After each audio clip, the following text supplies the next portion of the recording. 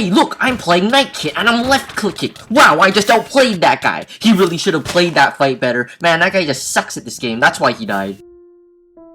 Night Kit's so much fun. I mean, my Hill Smash basically guarantees my victory against anyone who's equally as skilled as me. And you know, even if I manage to horribly screw up my Hill Smash somehow, it doesn't matter even because I have this damage reduction passive, so it takes forever to kill me. Now isn't that swell? Well, if it isn't the new Bomber. But you can't kill me because I'm playing the most skilled kit, the Night class. Hey, why are y'all laughing? What's so funny? This strategy might be too hard for you guys to understand, but if you look really closely, really closely at this clip, you'll see that to utilize the Hilt Smash to its fullest potential, first, I right-click, and then, you won't believe this, but I left-click right after that to deal double the damage. Yep, I know, I'm a genius. Hold your applause, guys, please. You're too kind. I was one of the worst survival games players back in my day. I had 0 wins, 200 games played. The only fights I ever won were against AFK players. If they weren't AFK, I would just die. And Axeman just wasn't doing it for me. And then all of a sudden my friend tells me, hey, why don't you try Night Kit? And then I'm like, okay, sure, anything. And so I start playing this Night Kit, and instantly I just get these fast, quick results. I'm getting 200 wins per game, 5,000 kills every second. It's just, Night Kit's so good, you can even kill necromancers with it.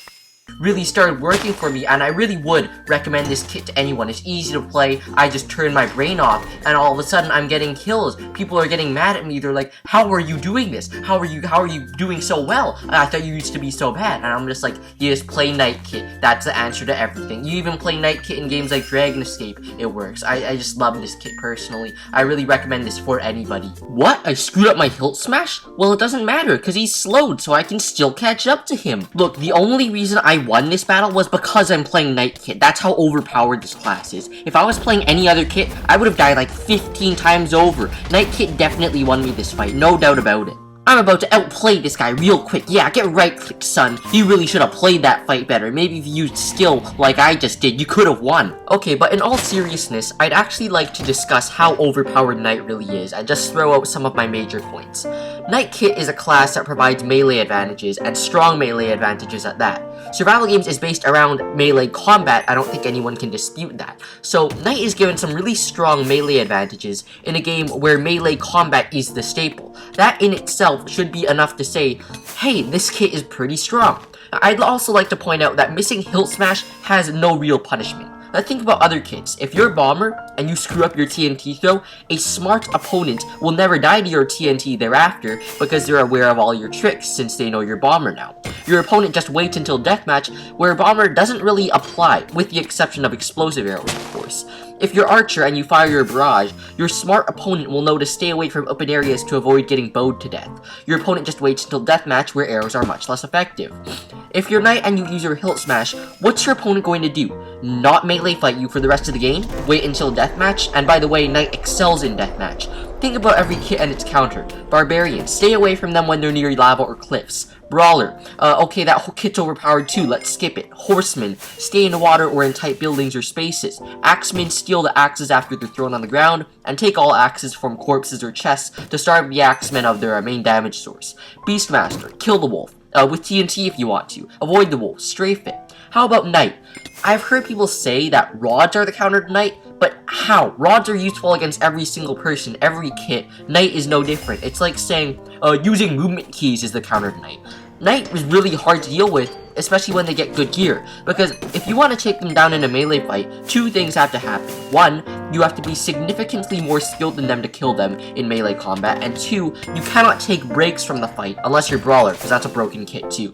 Because the fight, run away, fight, run away strategy is terrible against Knight, because you give the Knight time to recharge Hilt Smash in between fights, thus they get increasingly more value every time you re-enter the fight. So to kill a Knight with good gear, you have to get really lucky or be really good to kill them in one go. Now of course you can cheese kill Knights with TNT and get it all over within one blow like I do. You can push them off cliffs for the fall damage clash, but those are really unreliable against good players.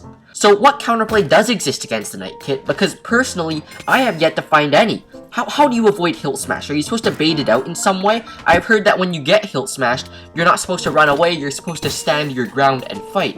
but that's not always a super reliable method if you're under-geared and they're doing too much damage to you. How do you counter a damage reduction passive? Kill them without damaging them? Let's use other kits as reference again. For Bomber, you can pretend to jump into water after them to bait out bombs from overeager bombers. Bombers can also die to their own TNT, so if they screw up, you can capitalize on that.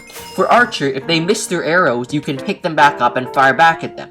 On the rare occasion that a Knight misses their hilt smash, because it's pretty easy to land from my experience, you cannot pick up their hilt smash and use it back at them, unfortunately.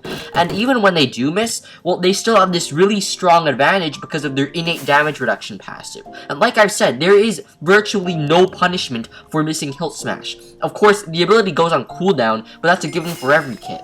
And yes, as you can see, I'm playing Knight Kit in this video just to counter that one argument about how, oh, well, if the Knight Kit's so easy, why don't you play it? And that's a valid argument, so I decided I will play Knight Kit to show you guys how easy it really is, and really, it is really easy. When I play this kit, it's extremely easy to get kills. Playing Bomber or anything else, you have to actually think before entering a fight, because you can die. When you play Knight, I can just go super aggressive and not get punished for it. And so with all the kills I'm getting, I just enchant my gear for that snowballing effect, and winning the game from there is a breeze. I can get like 10 plus kills in one game with Knight, much more consistently than with any other kit. So why don't I play Knight all the time? Simple answer, because it's boring. Sure, I might play it once in a while to get the thrill of complete and total annihilation, but Bomber really gives me that cool feeling of super TNT outplays and mind game trickery, intense fences, unbelievable beaver bulls, so, yeah. Too long didn't watch, Knight's overpowered.